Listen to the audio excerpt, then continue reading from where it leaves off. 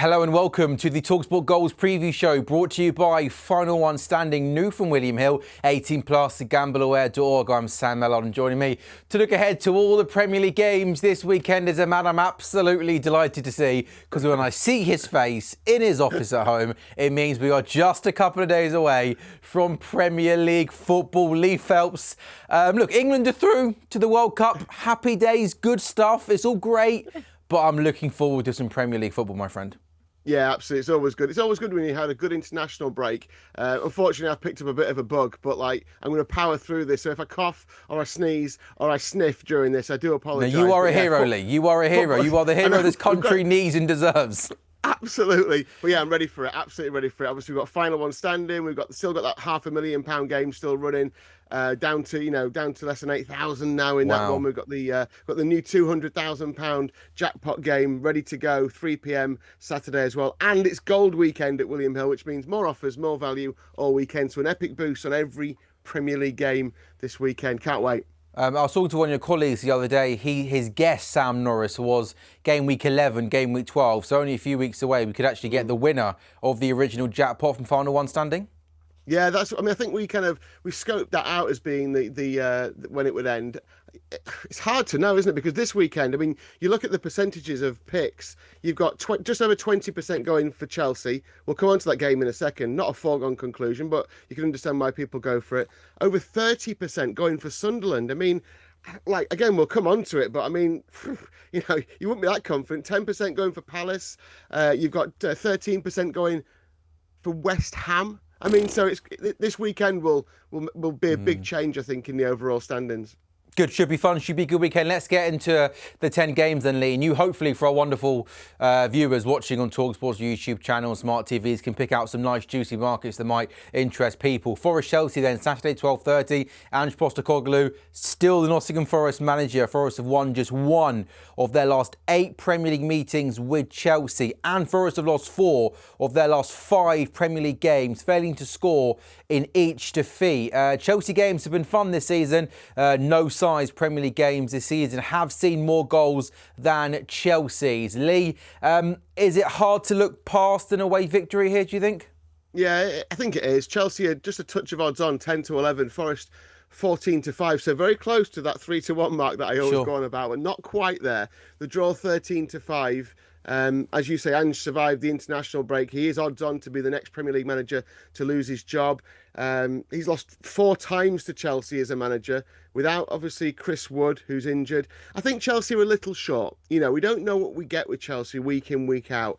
I think you're right, though. I think your summary of the game is perfect. I think Chelsea will just score more goals than Forest. I wouldn't rule out a Forest goal. Chelsea's defence has been weakened through injury. One player that, if you're looking for a Forest goal scorer, Igor Jesus has already got 4 goals this season, 2 in the League Cup, 2 in Europa League. So I wouldn't mind backing him to get off the mark against this weakened Chelsea backline in the Premier League. He only played 11 minutes for Brazil during the break, 17-10 to score any time, 9-2 to score first. If you fancy a Brazilian double, Esteval got 2 goals for Brazil against South Korea during the break and played 16 minutes and got a yellow versus Japan. So pretty much a full match against South Korea. Only came on as a sub against Japan. He's 9-4 any time, 11-2 first. And one quick stats bet. I like corners in this one. Forest home games average just over 12 a match, 7 for them and 5 against them. Chelsea average 11 away, so 5, 4 and just over 5 against them. So I like that. In terms of corners, I'd be looking, if you're going for a bet builder, putting corners in there over maybe 9.5 to be safe, over 10.5 if you want to push it a little bit. Good stuff, Lee. To the 3 o'clock games then on Saturday, Brighton, Newcastle. Both sides on 9 points. Both sides 2 win from 7 league games. Brighton have never lost in 8 Premier League home games against Newcastle. Really good record. All 3 of Newcastle's away Premier League games this season have finished 0-0. Brighton, Newcastle. I'm just sitting down the fence here, sitting on the fence here, Lee. I'm going down the middle. I think this has got draw written all over it. Yeah. If you get involved in the £200,000 Final One Standing League, this is the deadline. 3 p.m. You have to have your picks in by 3 p.m. The betting is exactly the same as that. Brighton 6-4, Newcastle 13-8, the draw 12-5, about as close as a pick'em as you're going to get. Yeah, and Brighton are strong at home as well. Newcastle have struggled away. Seagulls got a good record over the Magpies. By the way, this hasn't cropped up on goals yet, and it may never get airtime, but I do have a long-standing obsession with trying to judge a match by the fictitious battle between the bird or animal that represents them. So Seagulls versus Magpies. We haven't got time now, but maybe on Saturday, if we have a spare 5 minutes, I can talk you through who would win out of a seagull or a magpie. But I'll stick to this for now. Lee, get a life. Few injuries. Come on. Even by my, we go a little bit rogue on talkSPORT goals sometimes, but even for me, stuff. I switched off after halfway through the answer there, Lee. This is good stuff. Good content. You wait. I'll crowbar it in somehow on Saturday. Don't you worry. I'll go and put the kettle on and get the teas in while you do that, Lee. Okay? Maybe when the 12:30 game finishes and before the 3 o'clock games, you can do bird-related content during the break. There we go. During the break when no one's watching. On the serious matter, though, a few injuries for Brighton here. Gruder, Hinshelwood, Webster, March, Gomez, Mitoma, all out or doubtful. Look at Newcastle. Nick Voltemada scored for Germany against Northern Ireland as his first senior goal for his country in a rich vein of form. 2 of his 4 Newcastle goals have been headers. He's 7-1 to score a header, 9-5 to score in the game. Now, Tonali set 2 of his goals up. So if you go for a bet builder, a minimum of 2 picks for a bet builder, by the way, but you obviously want to put more in to get a bigger price. The bet builder of Tonali to assist and Voltemada to score a header is 30-1, which I don't mind. Okay, nice. Mentioned for a few other players, Anthony Gordon, 3 in 4 goals in matches for club and country, all away from home. He's 29-10 to score or assist. Minter scored and assisted for Gambia versus Gabon, played a full game there and had a sub appearance and assisted in the game straight after the international break last time at Bournemouth. He's just under 3-1, 27-10 to score at any time. And just a card play, 22 yellows for Brighton this season, which I was surprised at. That's 5 more than the nearest team at the start of the weekend. So if you're looking at a bet builder, overs on the cards, and let's go a Tonali to assist and Voltemada to score a header. I tell you what, you need a cold every Thursday. You're bubbling along nicely this morning, Lee Phelps. I'm liking this, Lee Phelps. It focuses your mind a bit more, doesn't it? Good man, I like it. So interesting that kind of the 6 teams that I think were most fancied to go down at the start of the season, the 3 that came up, plus West Ham, Brentford, Wolves, all face each other this weekend, which I like. So Burnley Leeds, Saturday 3 p.m, 2 promoted sides face off, 18th v 15th, 1 win for Burnley this season, 2 wins for Leeds this season. Burnley's only victory this season was at home to the other promoted side, Sunderland. Interesting stat, Burnley conceded the 2nd most goals in the opening 7 Premier League games of this season, and just 1 fewer than what they shipped in 46 championship games last season, which is quite remarkable. Lee, of the bookies just got maybe Leeds slight favourites to edge this one? Yeah, well, they're 5-4, which is probably a bit more than slight favourites. Burnley 9-4, the draw 11-5. You look at Burnley and think, at 9-4, they're worth a look. First of 2 6-pointers, as you said. Burnley 130 on, 3-10 to be relegated. Leeds are 3-1 to be relegated. 0-0 and 1-0 to Burnley last season, obviously during that amazing defensive run. I can see under 2.5 here, though. It feels like Burnley must at least get a point here. They picked up a win against the other promoted side in Sunderland, of course. The draw is the biggest price of the 3, and I'm like a stuck record, aren't I? Every time Leeds preview comes on, I say draw. If you had back to draw in every game, except the Arsenal one, which no one would have put a draw up for Leeds to go to Arsenal and get a draw. So if you'd have put a draw up in every one of Leeds' games so far this season, apart from Arsenal, you'd be up slightly. So I'd go draw and under 2.5 goals at 11-4 here. Palace Bournemouth should be a really good game. 2 sides who have made really good, exciting starts this season. Bournemouth 4th on 14 points, Palace 6th on 12 points. Both Premier meetings though between these 2 sides last season finished goalless. Palace unbeaten in their last 9 Premier League home games. Meanwhile, Bournemouth have won 4 of their last 6 Premier League games. That's as many as their previous 16 beforehand. I like the Brighton-Newcastle draw. I think here, Lee, I'm interested for the draw price in this game. I'm quite happy to maybe sit on the fence and go score draw in this game. Yeah, I can understand it again. 23-10 the draw. Bournemouth 9-4. Palace, I think justified favourites at home at 6-5. Yeah, you can't see it being another goalless draw with the players they've got at their disposal. Surely, I mean, Ismail Assar, we've watched him on goals a lot, haven't we? And all been, really impressed. And they really missed him when he wasn't playing. Been great so far this season. Scored 2 for Senegal and got an assist in his 2 games. Got 4 goals for Palace this season. 11-5 to score at any time, so just over 2-1. Jean-Philippe Mateta thought he'd scored the winner for France in Iceland. It ended 2-2 in the end. He's 7-5 to score at any time. Antoine Semenyo, another player who we've just been absolutely amazed at this season, played a fair bit of football for Ghana during the break, so won't be rested. But he's got 6 in 7 in the Premier League with 3 assists, so he's already over halfway to his best ever league season. He got 11 in 37 games last season. He's got 6 of Bournemouth's 11 goals as well this season. So you do worry a little bit for them if he isn't there for any reason, or if his form does drop off, because he's never done a full season of being superb. You worry for Bournemouth where the rest of the goals will come from. 23-10 anytime. I like it. He came back from the international break last time and scored and assisted at Brighton. And I've mentioned it on goals before, but I'm a big fan of Justin Kluivert. Maybe this is one for in play when we're watching the game, because 3 of his last 4 goals have come after the hour mark, and 10 of his last 12 have come away from home in the Premier League. So nice. I'll be banging on about that. Justin Kluivert to score in the second half, maybe on Saturday. I know the Palace are a good team, Lee, and that I mentioned their home record there is really impressive. But when Bournemouth over 2-1 to win this game, really good start to the season. Lots of good attacking players. They're a good team themselves. Is that possibly a decent value bet, maybe? Yeah, I do think it is. I think both teams to score as well. You mentioned both teams to score. I think it's fair. I'm just looking now for the Bournemouth to win and both teams to score price. When you wanted both teams to score in a draw, so score draw, that's 16-5, so that's over 3-1. Bournemouth to win and both teams to score is 5-1. I mean, I tell you what, Lee, that sounds like a good price to me. Not bad, is it? Yeah, it's not. So. It wouldn't be a huge surprise if it happened. No, not at all. If Bournemouth won 2-1, that wouldn't be a surprise at all. No. Man City Everton, another Saturday 3:00 game. Of course, there'll be no Jack Grealish for Everton. Man City unbeaten in their last 16 Premier League meetings with Everton. A stat, Lee, that surprised me this morning. In 2025, Man City are averaging more points per game in the Premier League than any other side.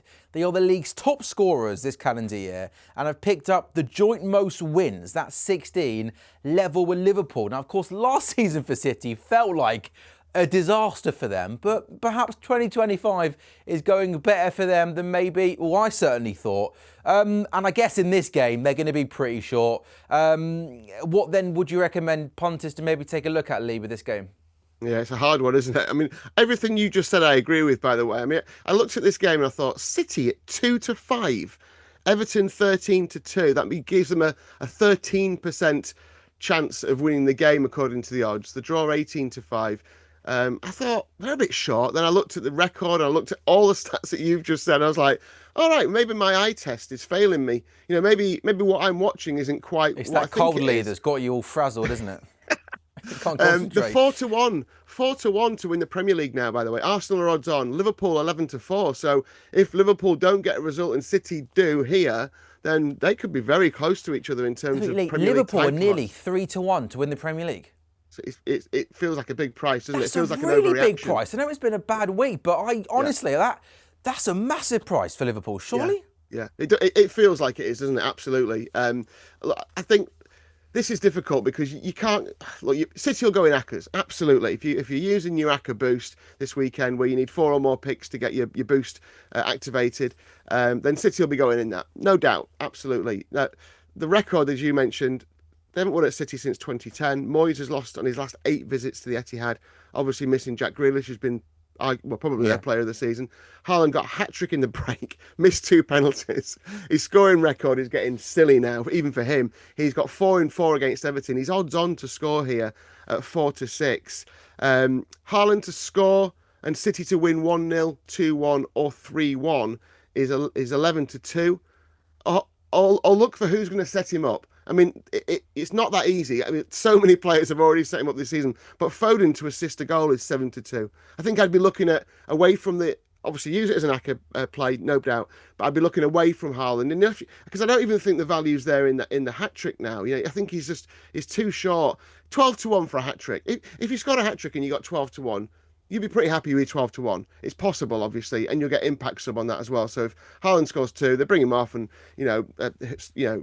Oscar comes on or whoever comes on and scores the third, brilliant, great. You land your bet. 12-1, people might like it, but I'd be looking at assists here, I think. 5 games done, 5 to go on the talkSPORT Goals preview show brought to you by Final One Standing. It's new from William Hill, 18 plus, gambleaware.org.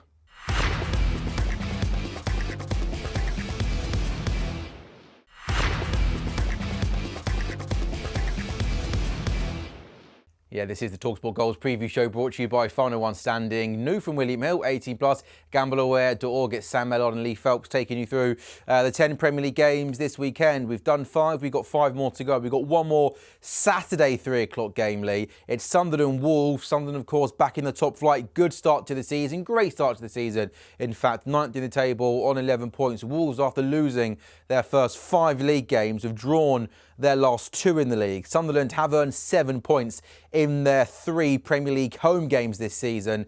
I think home form for them is going to be really important. Wolves gone 1 up in each of their last 3 Premier League games, but failed to win on all 3 occasions. How have you guys priced this one up, Lee?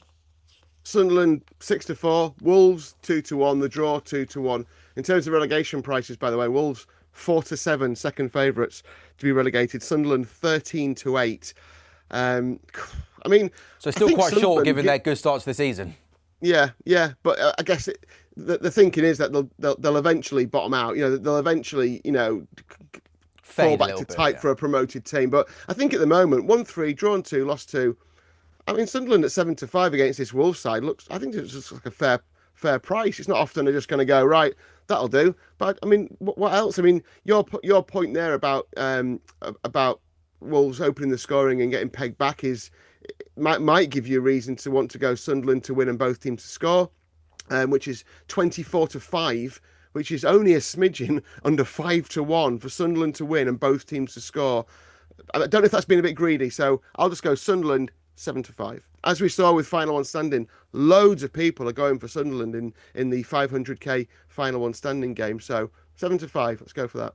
Okay, the 5:30 game, tasty game, Fulham-Arsenal. Top of the table, Arsenal, favourites to win the league with William Hill. Slowish start to the season maybe for Fulham, just 2 wins this season. Fulham have only won 1 of their last 14 Premier League games against Arsenal. But Fulham have won both their last 2 Premier League home games. They last won 3 in a row at Craven Cottage back in December 2023. Is there any value at all, Lee, here in Fulham at home maybe, or is it hard to again look past top of the table Arsenal here? It's hard to see it, isn't it? Fulham are 24-5, so just under 5-1. But I mean, I think that old me saying anyone who's 3-1 or bigger. I think you have to take Arsenal and Liverpool, maybe even Man City out of that thing, because they're just Fulham. They should be bigger than 5-1 in a sense, given the record and the fact that, look, if you wanted to have a bet on Fulham, then you have to say Fulham and both teams to score, because they don't nil Arsenal. So, and that's 10-1. So rather than going just under 5-1, if you fancy a bet on Fulham for some reason, go Fulham both teams to score at 10-1. But yeah, I think Arsenal, great record, as you said, scored in the last 20 against them. A few players missing for Arsenal, obviously, as there always is, unfortunately for them. So I wouldn't rule out Fulham getting a goal themselves, but could concede 2 or 3. They've conceded goals. Worryingly, they've started to concede a few, haven't they? 3 in those last 2 matches. Arsenal and both teams to score is 5-2, and both teams to score has landed in the last 4 head-to-heads, and Fulham have scored in all their home games so far this season. So again, let's see what the team news looks like. But I think Arsenal to win and both teams to score for me. And lots of eyes will be on Victor Gyökeres, Arsenal's new centre forward, who's had a slowish start to life, certainly in terms of putting the ball in the back of the net. Odds on him scoring first anytime, any value in that bet? Yeah, well, he's 15-4 to score first, so no, I don't think there is any value in it. 29-20 to score. It's the sort of game he should score in, though. If the flat track bully accusations are true, then these are the games that he will score in. To Sunday then, Spurs Villa. It's a good Super Sunday, by the way. Spurs Villa Sunday, 2 o'clock. Villa had a tough start to the season, but have won 4 in a row in all competitions. 2 in the league, 2 in the Europa League. Spurs 3rd in the table. Healthy start to life under Thomas Frank. None of the last 20 Premier League matches between Spurs and Villa have been drawn. 14 Spurs wins, 6 wins for Aston Villa. Aston Villa, though, have won 4 of their last 6 Premier League games against Spurs. That's as many as their previous 29 beforehand. So Villa, who we know are a good team, Champions League quarterfinals last season, finding form perhaps, Lee. How have you guys priced this one up? Interested in particular for how you guys have priced up Aston Villa away from home. Yeah, well, Tottenham are 11-10. Villa 9-4, the draw 5-2. It feels a bit big for Villa, like you say. Another one of those that kind of almost takes you by surprise, even though you're watching them every week. When you look at when you go to prep the game, you go, oh yeah, with Europe and with the Premier, suddenly they're hitting form. And Morgan Rogers obviously played really well for England on the last break. Yeah. Obviously did it again. He's starting to hit form for club as well as country now. He likes playing Tottenham as well. Scored 2 in 3 against them in the 3 games that he's played against them. So don't mind Morgan Rogers to be involved in maybe score or assist here. I fancy Villa. I do fancy Villa at the prices, but in the back of my mind, for some reason, despite that draw stat that you said, I fancy a 2-2 as well. I fancy 12-1 for a 2-2 draw. So, they say that the longer a run goes on, the closer it is to ending. So maybe this is where the draw comes in. 2-2 draw, 12-1. But yeah, I could see why people would want to look at Villa at 9-4. I'd love to know the most. It's going to be a good game. I'd love to know the most draw, like on a weekend. Maybe you can find this out for me for Saturday, Lee. In a normal Premier League 10-game weekend, the most draws has ever been on a single weekday. Because I've wrote down 10 scores. I've got 6 draws this weekend.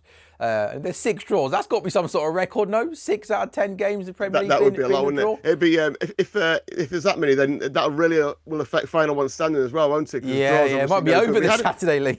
Yeah, we had one earlier this season, didn't we, where there was quite a few draws in it. And I'll try and find out the most ever draws in a Premier League weekend.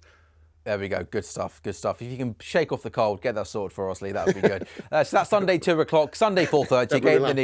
A game that needs no real introduction. Liverpool, it's Man United. Liverpool, of course, going into this game on the back of losing 3 in a row, but Man United are winless. I know they're bad, so maybe I shouldn't be surprised at these stats, but United are winless in their last 8 Premier League away games. Lee, Man United last won an away game in the league in March.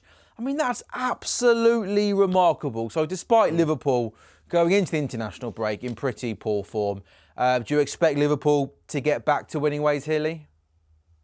Yes, I do, yeah. 8-13. So not as short as maybe you would think, given that those stats you've said about Manchester United and how relatively poor they've been this season. Probably could be shorter, Liverpool, couldn't they? I think a lot of Liverpool fans will look at that and think, yeah, I'll take that. Although there's always a bit of fear, I think, in Liverpool fans when they face Manchester United, whatever form they're in. 19-5 the price for Ruben Amorim's team to win. The draw is 100-30. I was just looking at... So Liverpool, the quality's there, undoubtedly. It's confidence, I guess, at the end of the day, which is so big in sport. And I was having a look at the performances over the international break. Salah scored 2, albeit against Djibouti. So he obviously picked up a bit of confidence there. Szoboszlai set the first one up against Portugal, then equalised for the 2-2 in the 91st minute. He's been playing brilliantly anyway. Alexis McAllister got a couple for Argentina against Puerto Rico. Cody Gakpo scored 3 and got an assist for the Netherlands. I mean, you look at the only player who didn't really do much, in an attacking sense, was Alexander Isak, who played 2 full 90 minutes, lost twice, and now he's lost 5 games on the spin. Isak, I mean, sure. Gakpo and Salah, leading that line, be interesting to see. I presume Isak will start in this game, but he needs a bit of something from somewhere, Isak, especially before Visa starts playing again. and as for Man United, Brian Mbeumo got a goal and was sub for the other game when he played for Cameroon. Bruno Fernandes picked up a yellow in each game for Portugal. So I just think Liverpool win this. 8-13 is a fair price for me. It's a bit shorter than I'd normally want to put up, but I think when you see the team news, I think Liverpool win it. I'd be looking for goal scorers. Quite like Szoboszlai to get a goal, actually. Are you angling to be talkSPORT's international football correspondent, where you just cover all the international games? You've got some stats up your sleeve there. Lee, I do think it is also worth just reminding people the Premier League outright odds, because you said earlier Liverpool just short of 3-1 to win the Premier League. Now, I know it's been a bad week before the international break, but I think that's a big price. And also, just out of interest in terms of sort of top 4 or Champions League finishes, are there any prices there that jump out at you? Yeah, well, Arsenal 10 to 11, so odds on to win the Premier League. Liverpool 11 to 4, City 4 to 1, then a huge jump up to Chelsea who are 25 to 1. If we go top four, it's just who you'd imagine. Arsenal, Liverpool, City. The interesting thing is that Chelsea have now got even money and Tottenham 11 to 4. So Chelsea are drifting in that market a little bit. There's still odds on for the top five. Obviously, top five got Champions League last time out. Sure. Then you've got Tottenham at 13 to 8, Newcastle 15 to 8, Man United 23 to 10, Bournemouth 4 to 1. I'm going to continue for a reason here. 11 to 2 Brighton, 12 to 1 Aston Villa to finish in the top five. Don't mind that at all. At this stage of the season, obviously a lot of work to do, but I don't see, other than those top four, I don't see anyone from Tottenham, Newcastle, Man United, Palace, Bournemouth, Brighton and Villa, who Villa would have anything to worry about in terms of stringing together, a long unbeaten run. I think Villa are equally as good. Obviously, they've got work to do. Don't get me wrong. I'm not saying it's like, it's an open and shut case, but 12 to 1 made my eyes go. Yeah, it wasn't just cold either. Yeah, big price. We finished Monday Night Football, West Ham, Brentford, Lee. Yeah, pick a winner here. 7 to 5 I've West gone Ham. draw. Brentford. I don't want to. Yeah, Brentford. You took the words out of my mouth. Brentford 9 to 5. Draw 12 to 5. It has to be a draw, really, doesn't it? I mean, it's hard to predict. Jared Bowen's got a decent record against Brentford. I'd like to see the team. I'd like to see what Nuno's done. I was just so disappointed in West Ham last time out. I just thought there was there's just nothing about them, was there really? And we watched the game, we were like, are they going to do anything in this game? Didn't seem to have anything about them. So, yeah, they've got to have more about them in this home game against Brentford. Draw, 12 to 5. Lee, thank you. Good stuff. Looking forward to seeing you Saturday. Yeah, likewise. See you soon. This has been the talkSPORT Goals preview show on talkSPORT's YouTube channel. And don't forget, make sure you join us from 12:30 Saturday lunchtime on the talkSPORT YouTube channel and on your smart TVs, as we'll keep you across all of the Premier League action. talkSPORT Goals, 12:30 Saturday. We'll see you then.